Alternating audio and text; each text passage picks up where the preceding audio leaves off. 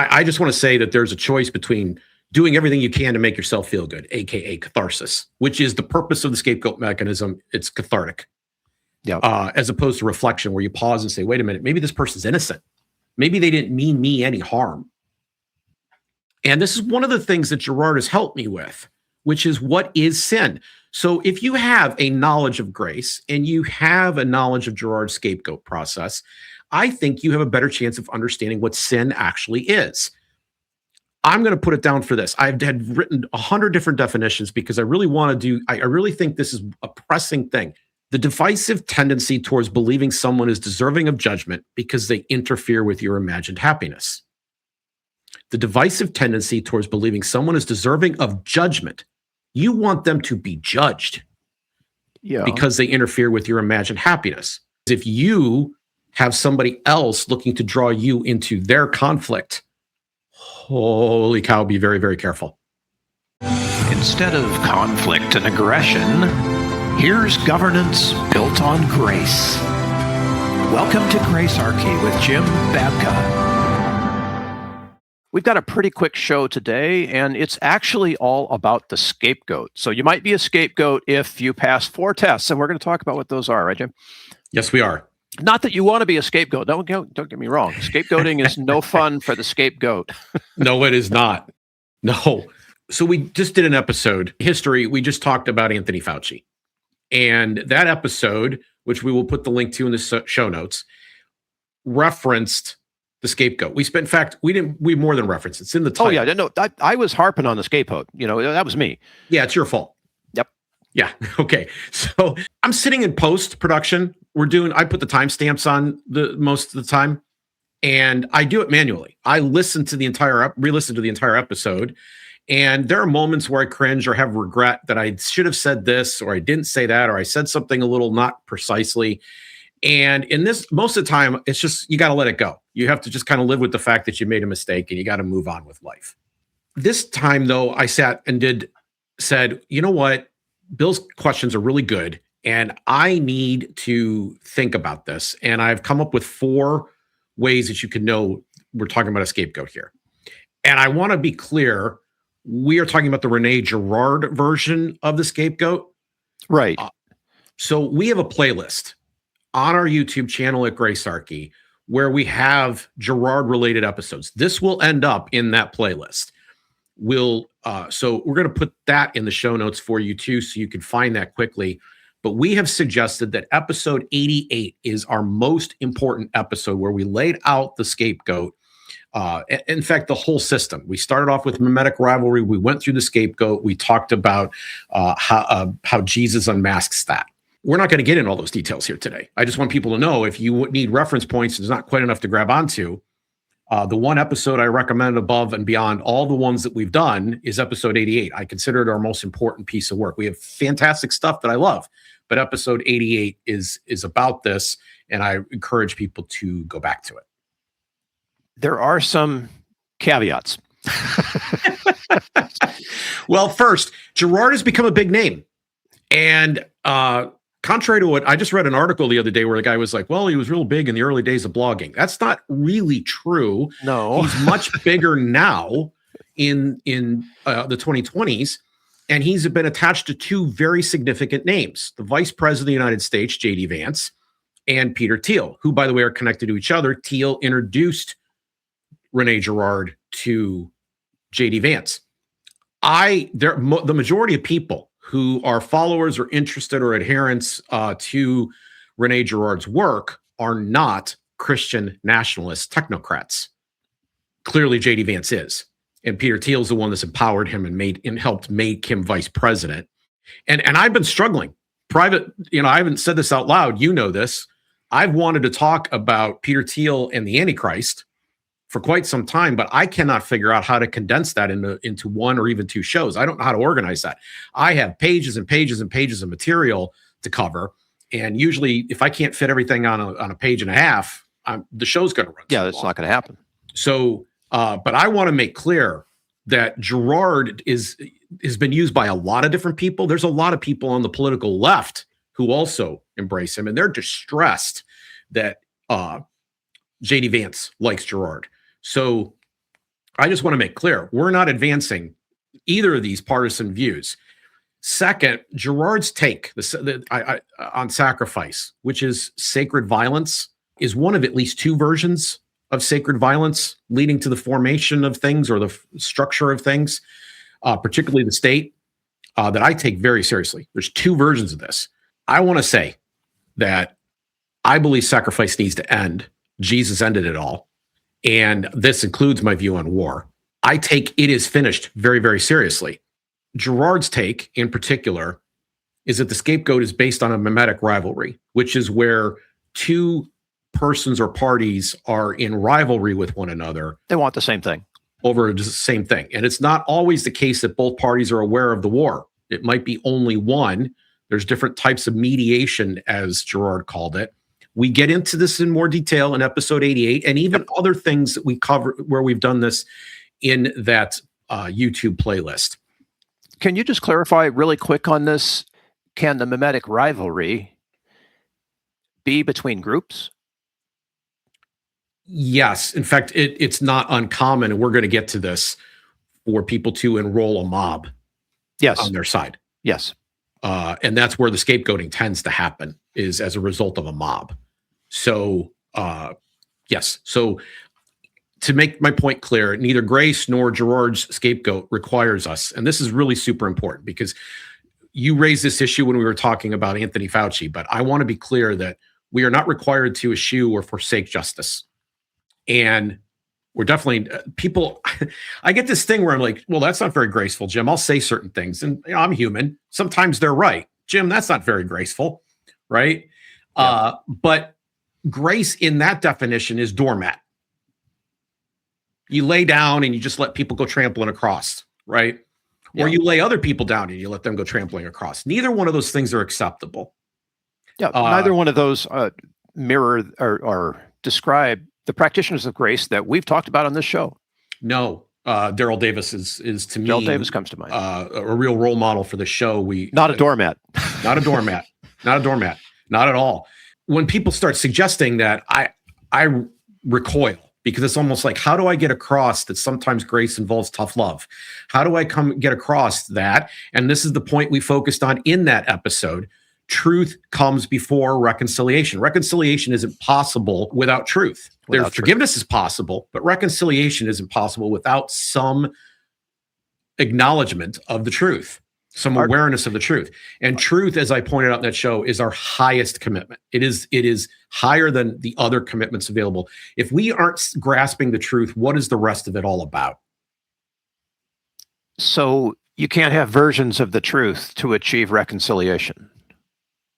Without being able to analyze all the possibilities in the time that we have available to us, my initial blunt response to that would be, you would only have partial or portions of the truth. You wouldn't have the truth.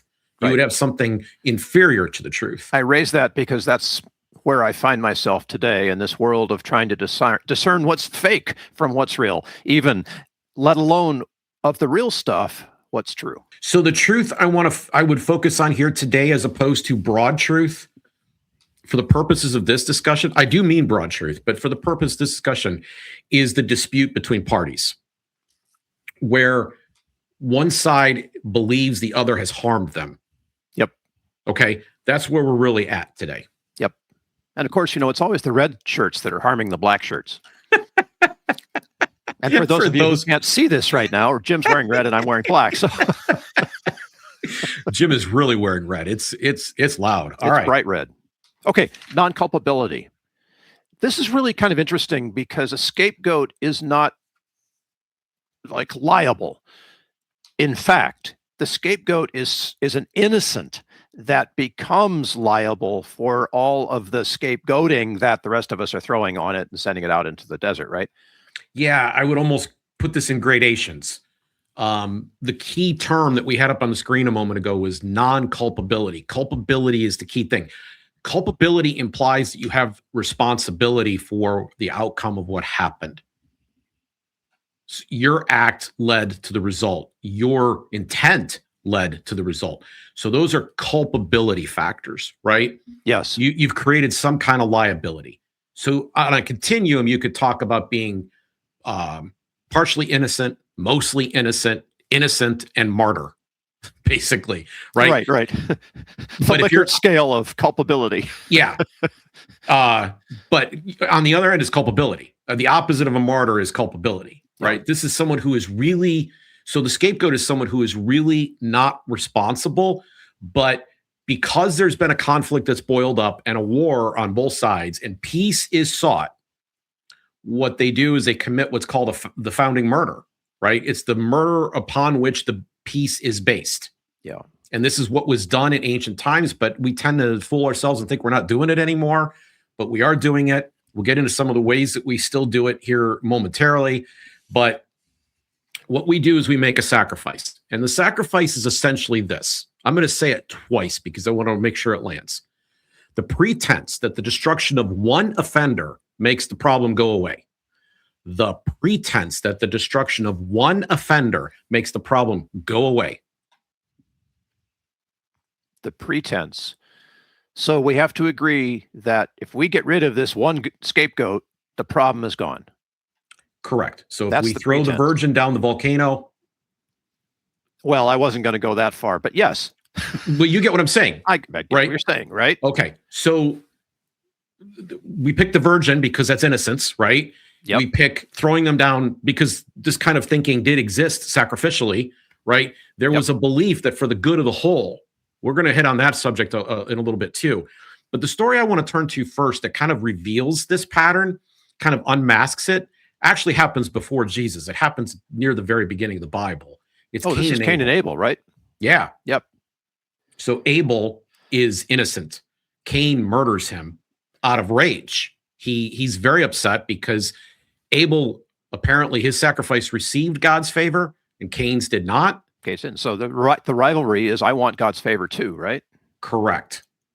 And so in order to get that, he was willing to murder his brother.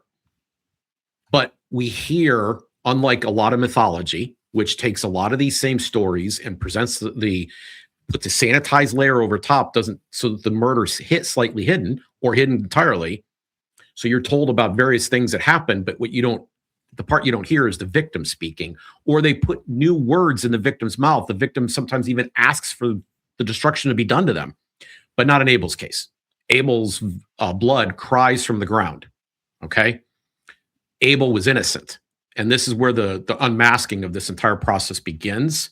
So I just want you to think of non-culpability. And I chose that term because it's precise. A lot of times we focus on innocence, but then you say, well, wait a minute, so-and-so isn't really innocent. Well, there's degrees of innocence. What we're concerned about here is culpability. Yeah. I am saying if they're culpable, we might be, the lens we probably should be putting on might have more to do with justice than with the scapegoat. Yep. The scapegoat mechanism still works inside of justice, but if we try to use one for the other, it's going to mess it up. Check your motives at the door. So the hard part about making this list of 4 was that there are external factors and there are internal factors. So what I mean by external, there's social or out there, right? Yes. And then there's stuff that's inside my own heart. And that makes the lines fuzzy. That makes it harder to grasp what this whole thing is. So a question that I would ask is coveting present? We're looking at the Girardian version of the scapegoat. Is coveting present? Right. Do you have something that I want? There is nothing. I can say this with a clean heart. I've spent a lot of time analyzing this. I've had conversations with my wife about this. There is nothing in my heart that says I want what Anthony Fauci has. I have not been able to figure out what that thing is. And so that was part of the reason that I said, no, that's not. When we were talking, I didn't realize it at the time, but that was part of what I was kind of like in the back of my head going, no, this is different. This is there's not no scapegoat here because you don't want anything that Fauci. I'm not in rivalry with. You're not in rivalry, right? Okay. I'm concerned about injustices that have occurred for which I believe he is culpable. And this is interesting. We're going to get into some of whether or not how culpable he actually was before we're done. I don't want to get into that prematurely. But I would say here for the motive check portion of this, are you willing to steel man innocence? Like, are you willing to take the person's case and present that case? Are you willing to make an argument that actually is good? And maybe even, Bill, this is really hard, but this is very much something we've done repeatedly on Gracearchy. Are you willing to take the best argument? And that may not be the argument they're making. Yes, true. Right? Because it may be that they're like, well, everybody just hates me. Well, that's not true either. And we know that. And that's the best argument they can muster. No. We could actually say, well, you probably intended to do this and got misunderstood in this way. And like, we could do that kind of thing and help make their argument stronger. And then here's the important part. This is the part that, again, I want to make sure people are playing grace properly, right? Not a doormat.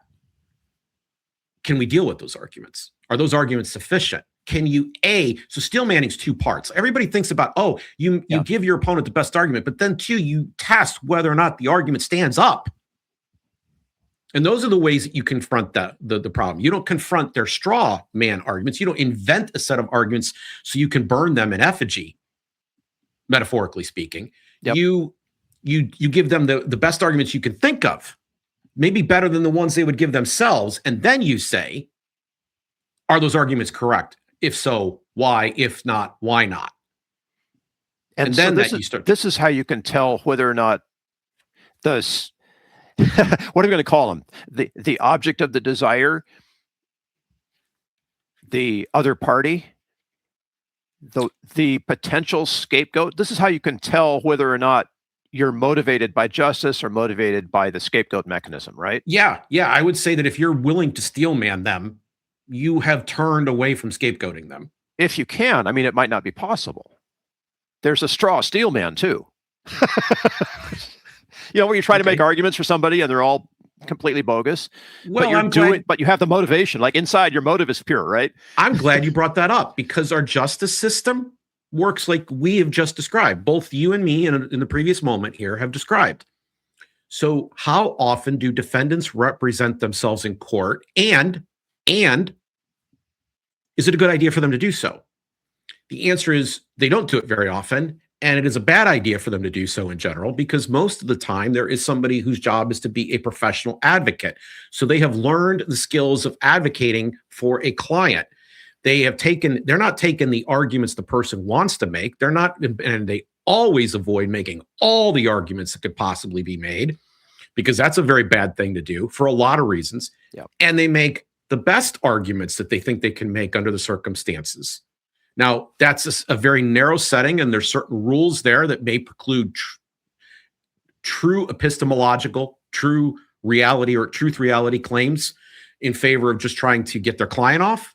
But the model that you see there is that, okay, maybe I can't relate to them, but we have all these standards in here. We have a advocate or a lawyer speaking for them. We have a judge who's trying to impartially manage the proceeding, and then either a judge or jury who will then rule on the result, and those other people help. And maybe we have to put things in court or talk to other friends so that we can break free of our own attachments and understand why we're in a certain position.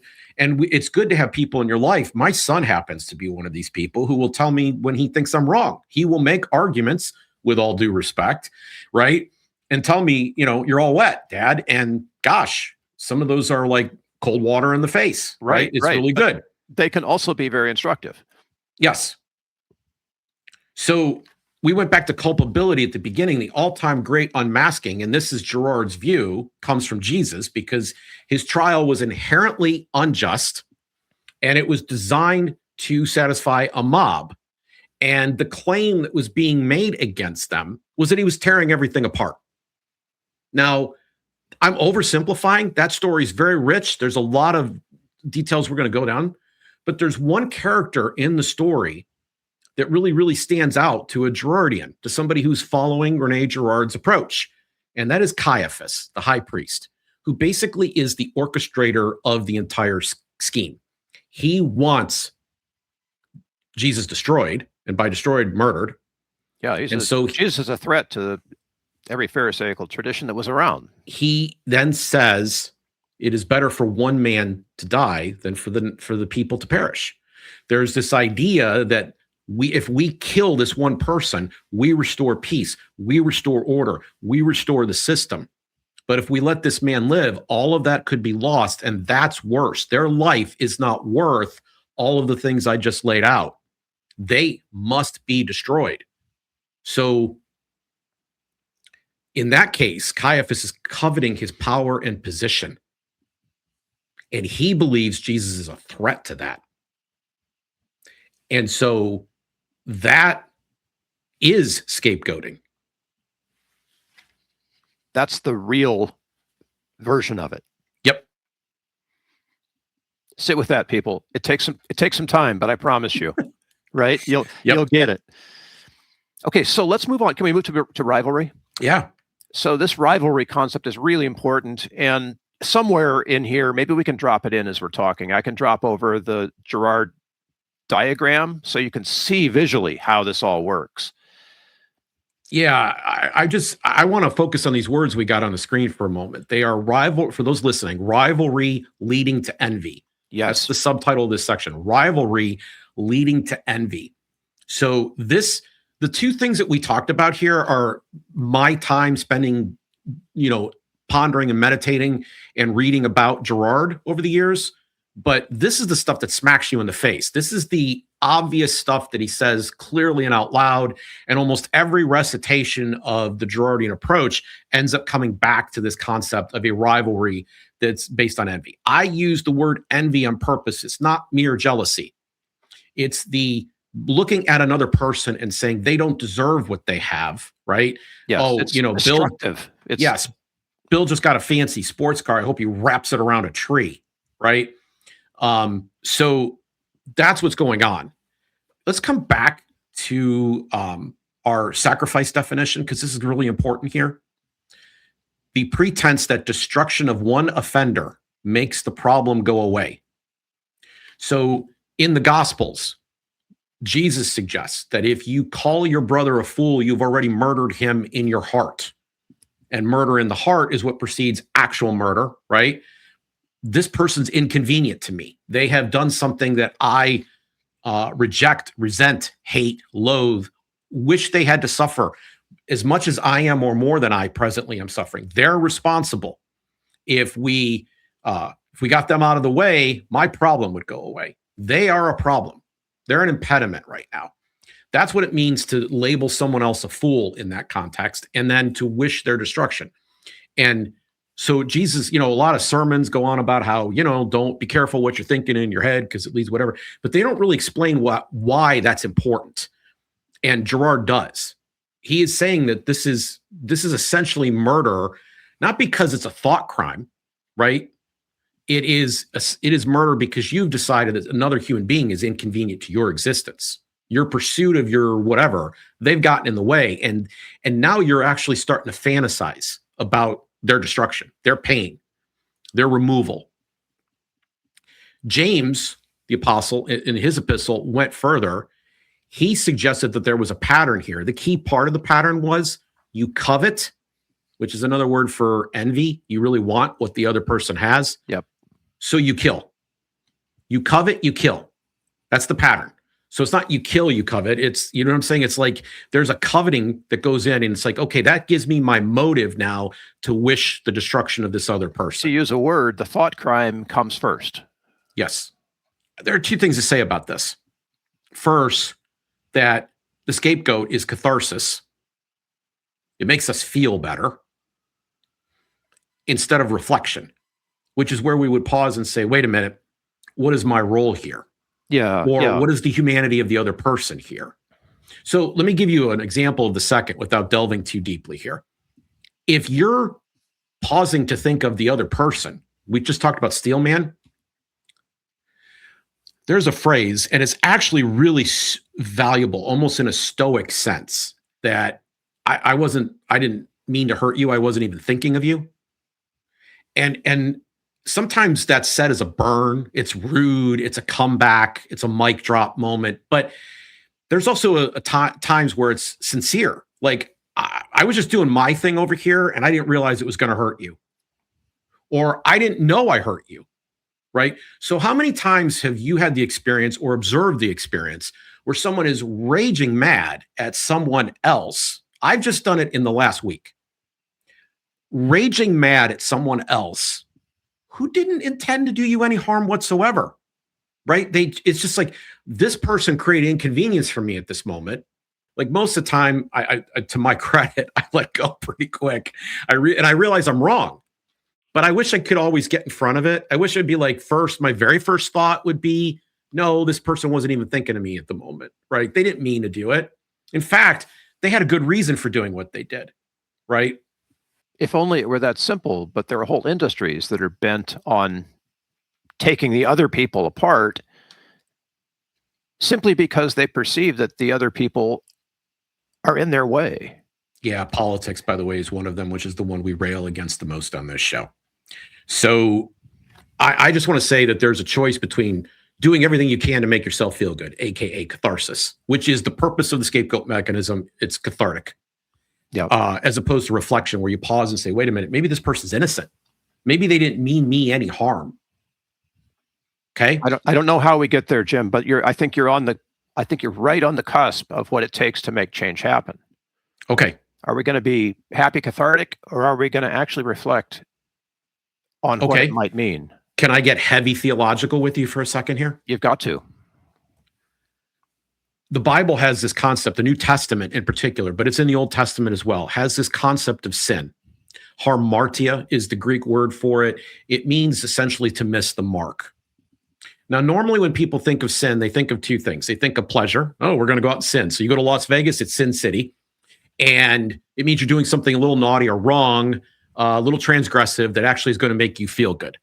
And then we have another definition of sin, which is the religious version, which is a list of things that you should not do. They are bad. They are naughty.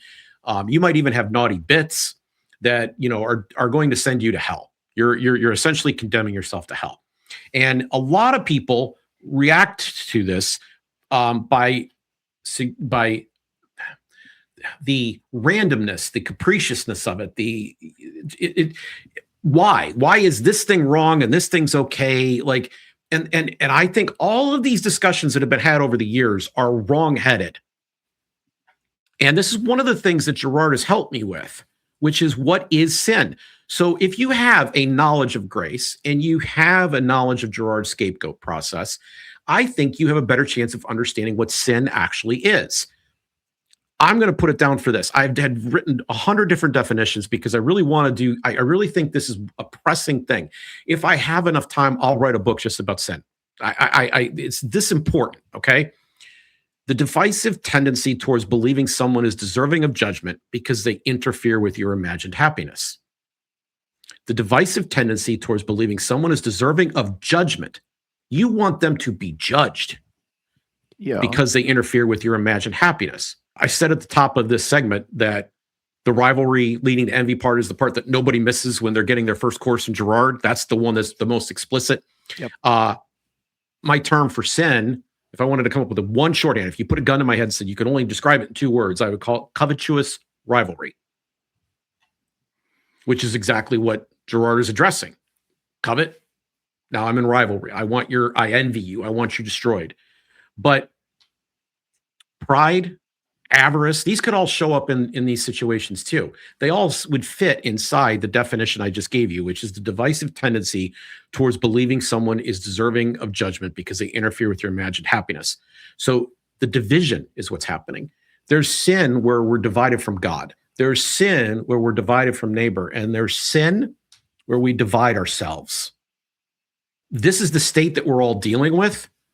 And it's ever present in every human. So there's a whole school of thought, and I was raised in it, where it's like, the punishment for sin is death, right? You go to Romans, right? It's not a punishment.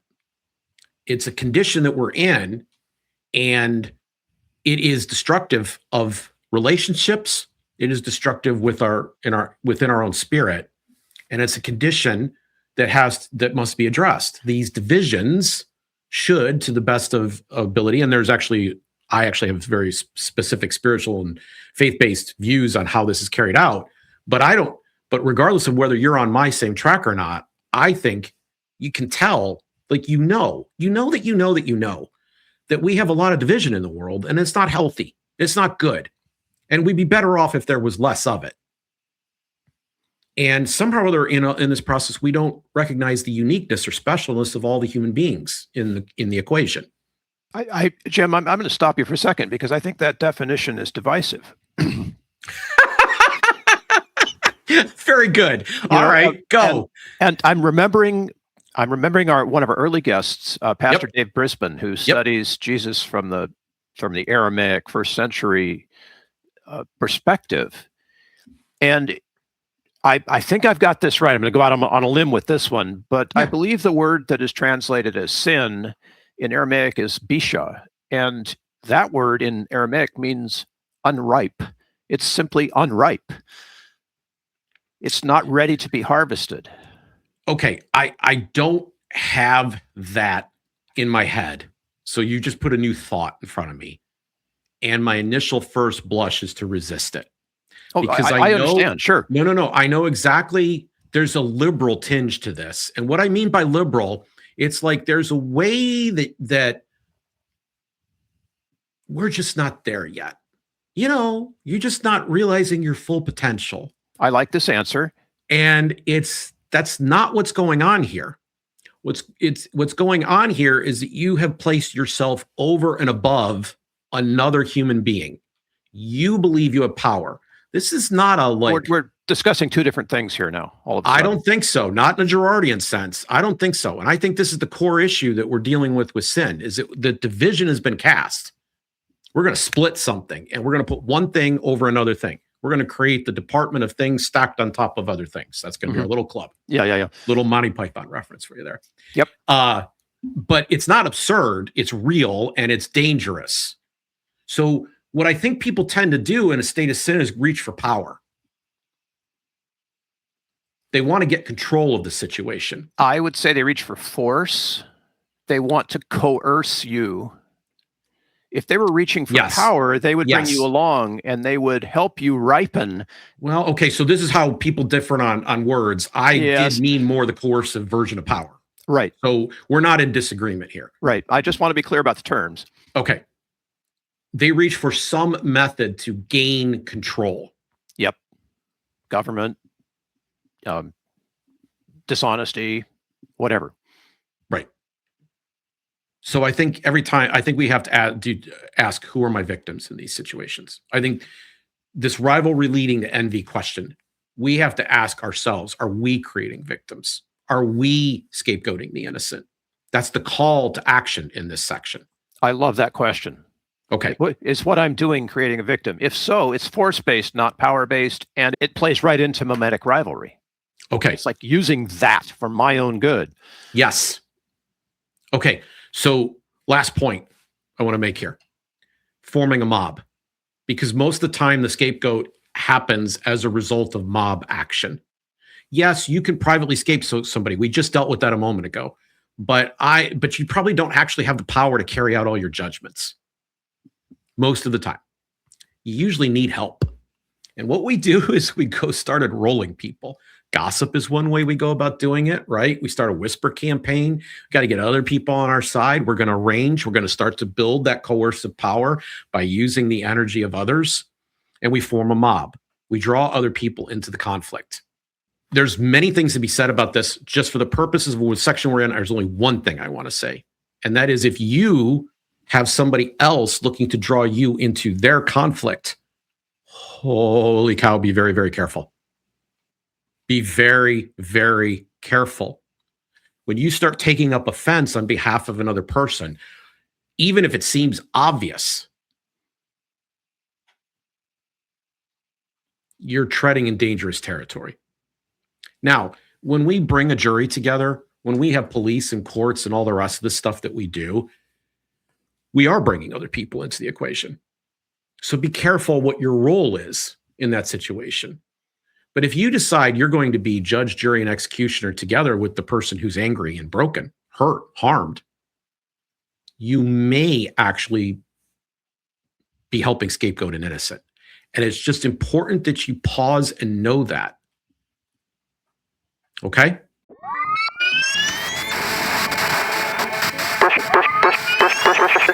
brought to you by the Zero Aggression Project. The Zap newsletter subscribers get alerts when each episode is released.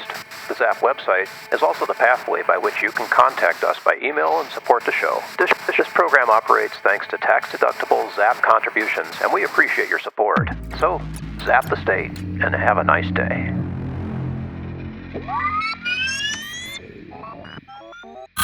Okay, let's take a minute and breathe here. If you're not seeing this, the banner says interlude. Yes, and there's a reason we're doing this right now. Okay. There are a couple of people I've shared this theory with over the years, and one of the things that they'll tell me is like, this doesn't work. I have a whole bunch of reasons for why I do the things I do. I don't borrow other people's desires, which is Girard 101. It's the mimetic theory at the very top layer of the whole thing. Again, we cover this at episode 88. His theory, very strictly, doesn't deal with, we have certain drives. The most important one I could mention, or that's most common, is hunger. Right? We're hungry. And you obviously have certain foods. The Maslow like. pyramid, like the needs are the basic needs. You have things that you like better than others. They're your personal tastes. Some of those can be vanilla, that stuff. Right. Some of these things can be socially delivered, but we know families where there's a certain dish that's served in the house and there's like one kid that hates it, right? And resents it. And so it's not necessarily genetic and it's not necessarily environment. You just simply didn't like the thing. We're not talking about that. Okay. And we're not talking about mere jealousy either. Girard's theory deals with items or positions that spark conflict. They spark conflict because they cannot be shared peacefully. Yeah. This could include a lover. This can include food. This can include weapons. This can include prime dwelling sites. Like my house is on the hill. I can be the only one that lives at the top of the hill. So now everybody, down below is like, we should have the house on the hill. Right.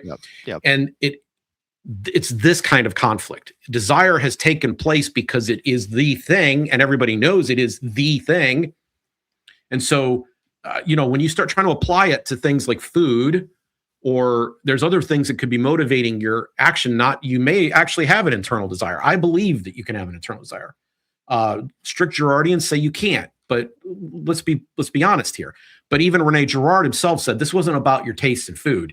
This was about the things that couldn't be shared. They couldn't be split. Okay. Yes. So taboos spring up.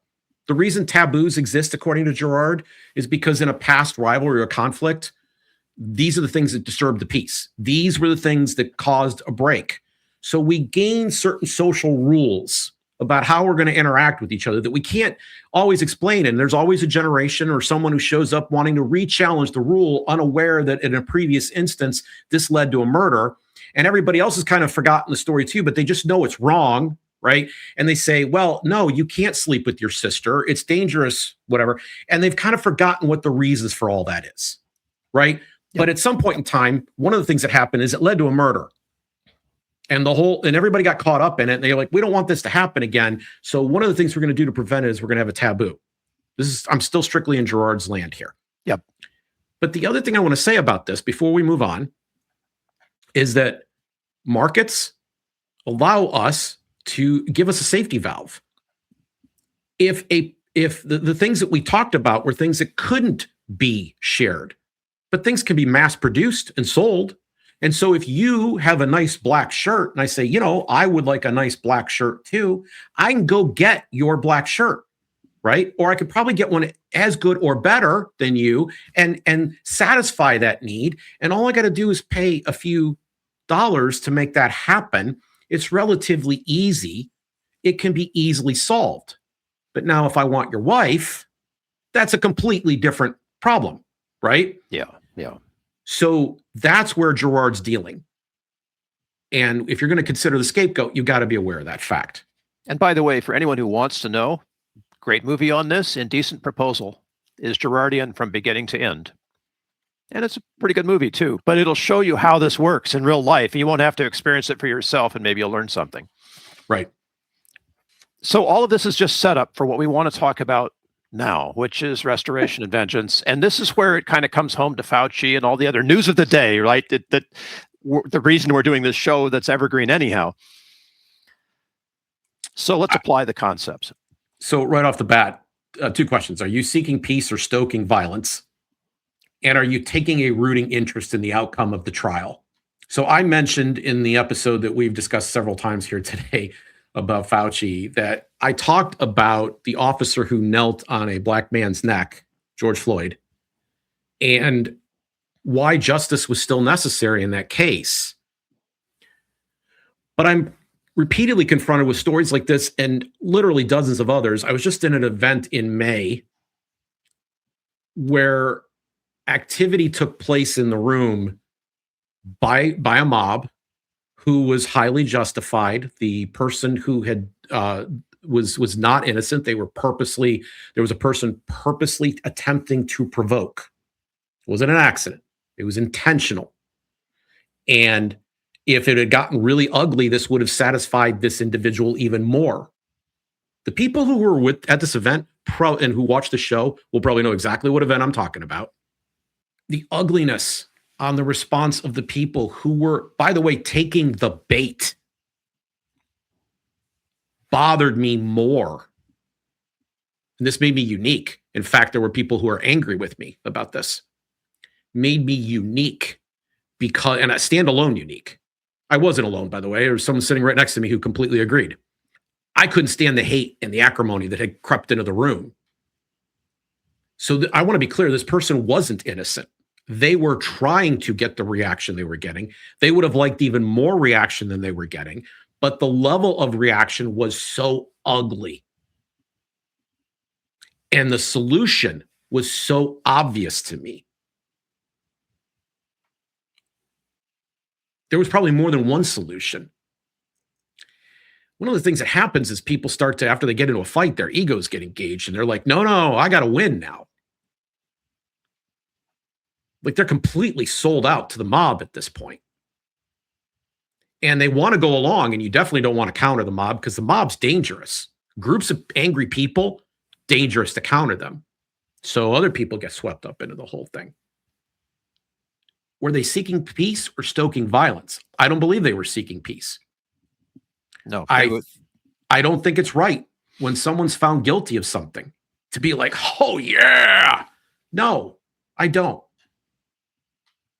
There's a name for this the Germans have. We don't have it. We had to borrow their word. It's called Schadenfreude, which is celebrating the fall or the destruction of another person. I wrote the following thing down. And it was before I wrote these 4 points out and we sat down to have this show. This was my very first stab at this. And I mean this more to you, Bill, personally, but I want to share it with everyone. Okay? This is me thinking after we did that show. A scapegoat would be someone who is non-culpable, partially or fully innocent, even a martyr. And the reason they're being offered up for sacrifice is to resolve a conflict of coveting rivals. Indeed, one rival, at least initially, wants an object the other has, though now they may be assessing over the rival party themselves, wishing just for their downfall and destruction.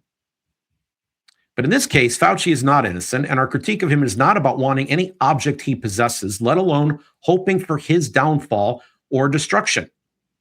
This is about justice to arrive at truth, which is a necessary predicate for reconciliation. Here's the key sentence. Here's the thing I haven't said up till now. I would be willing to root for a pardon were he willing to sincerely and very compellingly come clean. You see, because if he did that, we got the truth. And right now, there are people defending him because he is resisting the truth. And there's a lot of people who think he's being persecuted because he is refusing to go along with the truth.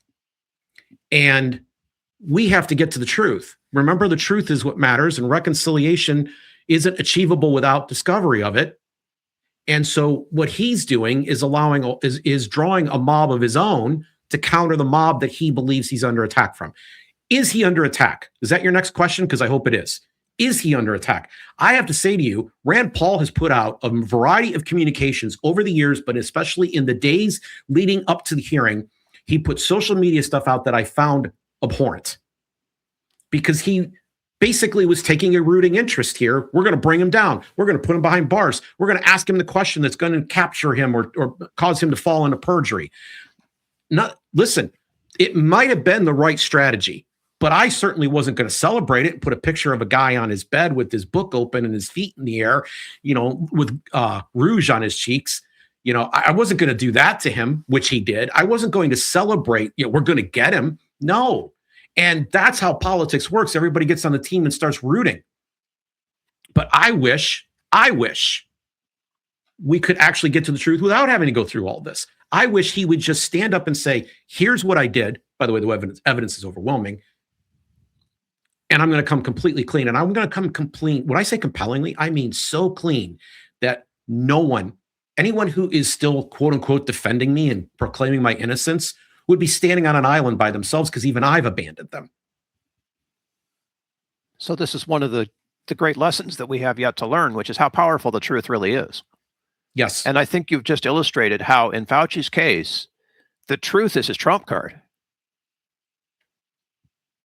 Yes. And I hate getting specific here, because I want this to be general and apply for all times. I'm picking the example because it's no. I did too. Because and you know what? Your argument is compelling, Jim. I see your point now, and calling Fauci the potential scapegoat for all of a whole entire last episode. My bad, man, because he doesn't fit. He doesn't fit. We're all learning and walking here. We're all learning. I'm not ripe yet either. So, and I'm going to be thinking about your definition, Dave Brisbane's definition of sin later as well. But this is what we're doing here. We're in exploration. In fact, I don't have all the right answers. That's part of the reason I like Girard so much, is I find out that, I keep thinking I'm justified in my anger when I'm not, right? And so that's the issue here. And it comes down to this, Bill. Are you seeking peace or stoking violence? Which one do you seek?